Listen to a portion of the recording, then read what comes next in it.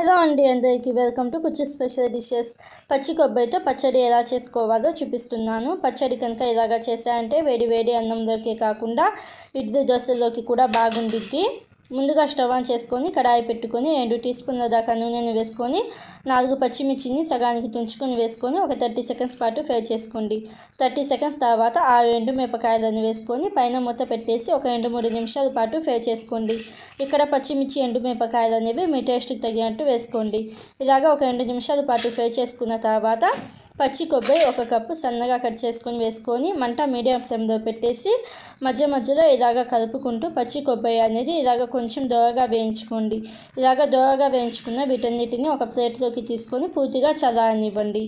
ఇప్పుడు అదే కడాయిలో 3 పెద్ద సైజు టమోటాలను సన్నగా కట్ చేసుకొని వేసుకొని మంట హై ఫ్లేమ్లో పెట్టేసి 1 నిమిషం పాటు ఫ్రై చేసుకోండి. 1 నిమిషం తర్వాత పైన మూత పెట్టేసి టమోటాలు కొంచెం మెత్తపడేదాకా ఉడికించుకోండి. టమోటాలు ఇలాగ కొంచెం మెత్తపడ్డ తర్వాత చిన్న నిమ్మకాయ సైజ్ అంత చింతపండుని వేసుకోండి. అలాగే పసుపు 1/2 టీ స్పూన్ వేసుకొని ఒకసారి బాగా కలుపుకొని పైన మూత పెట్టేసి టమోటాలు మెత్తగా అయ్యేదాకా ఉడికించుకోండి. మధ్యలో మూత తీసి ఒకసారి బాగా కలుపుకొని మళ్ళీ పైన మూత పెట్టేసి ఉడికించుకోండి. ఇలాగా టమోటాలు బాగా మెత్తగా ఉడికిన తర్వాత కొత్తిమీర 1/2 కప్పు దాకా వేసుకోండి. టేస్ట్ అనేది బాగుండిద్ది. అలాగే 4 వెల్లుల్లి రెబ్బలు పొట్టుతో సహా వేసుకొని వెల్లుల్లిని కొంచెం దంచుకొని వేసుకొని ఒకసారి బాగా కలుపుకొని మంట ఆఫ్ చేసేయండి.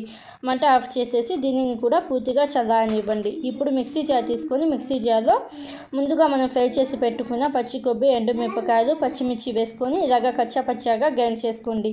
ఇలాగ గ్రైండ్ చేసుకున్న ఇదే మిక్సీ జార్లో మనం ఫ్రై చేసి పెట్టుకున్న టమోటాలు కొత్తిమీర వేసుకొని సాల్ట్ 1/2 టీ స్పూన్ దాకా వేసుకొని కొన్ని నీళ్లు వేసుకొని మెత్తని పేస్ట్ లాగా గ్రైండ్ చేసుకోండి.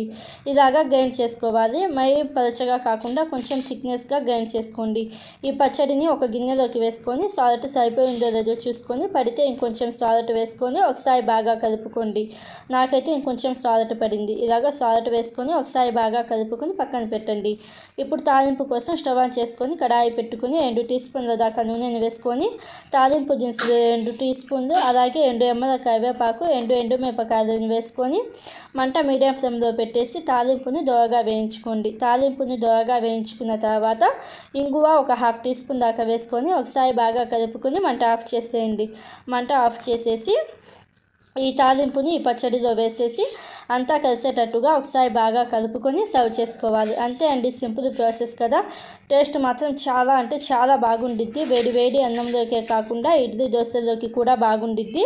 ఒకసారి తప్పకుండా ట్రై చేసి మీకు ఎలా వచ్చిందో నా కామెంట్స్లో చెప్పండి. Thank you friends. బాయ్.